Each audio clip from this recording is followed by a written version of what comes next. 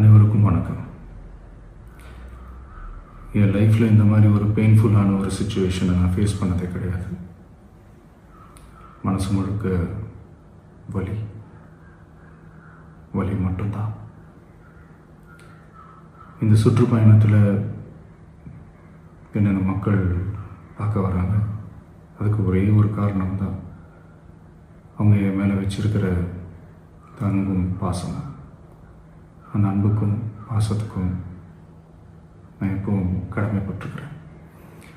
அதனால தான் இந்த சுற்றுப்பயணத்தில் மற்ற எல்லா விஷயங்களையும் தாண்டி மக்களுடைய சேஃப்டி, அதில் எந்த காம்ப்ரமைஸும் பண்ணிடக்கூடாதுன்றதுக்காக தான் அது என் மனசில் ரொம்ப ஆழமாக இருக்கும் அந்த எண்ணம்.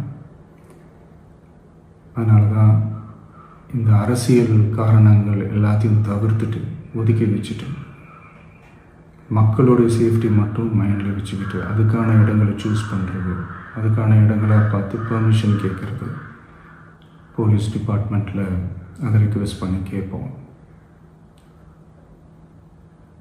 ஆனால் நடக்கக்கூடாதது நடந்துருச்சு. நானும் மனுஷன் தானே. அந்த நேரத்தில் அத்தனை பேர் பாதிக்கப்பட்டு இருக்கும்போது எப்படி அந்த ஊரை விட்டுட்டு என்னால் கிளம்பி வர முடியும்?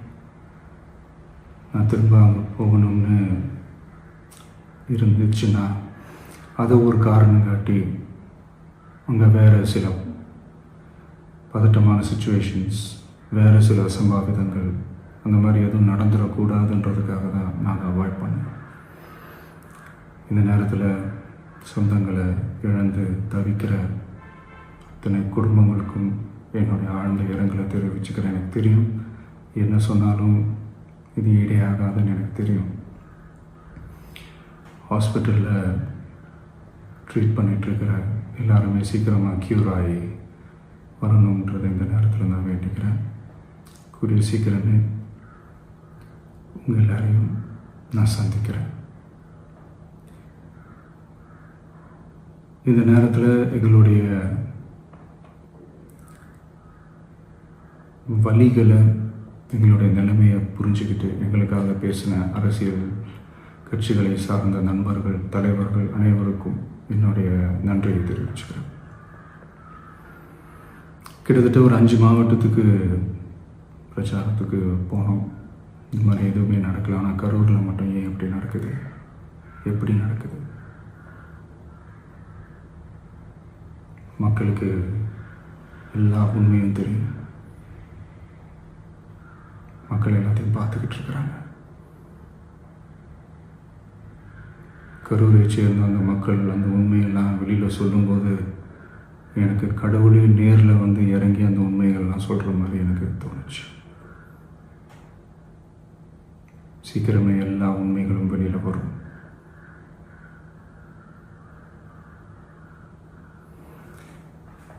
எங்களுக்கு தரப்பட்ட இடத்துல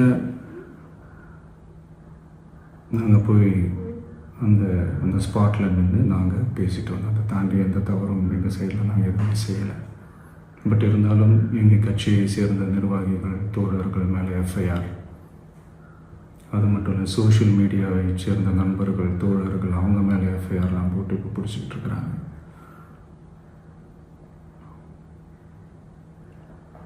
சிஎம் சார், உங்களுக்கு ஏதாவது இந்த பழி வாங்கணும் அப்படின்ற எண்ணம் ஏதாவது இருந்துச்சுன்னா என்ன வேணாலும் பண்ணுங்க. அவங்க மேலே கை வைக்காதீங்க.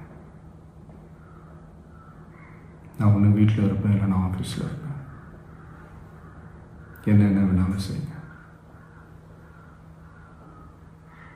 நண்பர்களே, தோழர்களே, நம்மளோட அரசியல் பயணம் இன்னும் ஸ்ட்ராங்காக, இன்னும் தைரியத்தோட கண்டினியூ ஆகும்.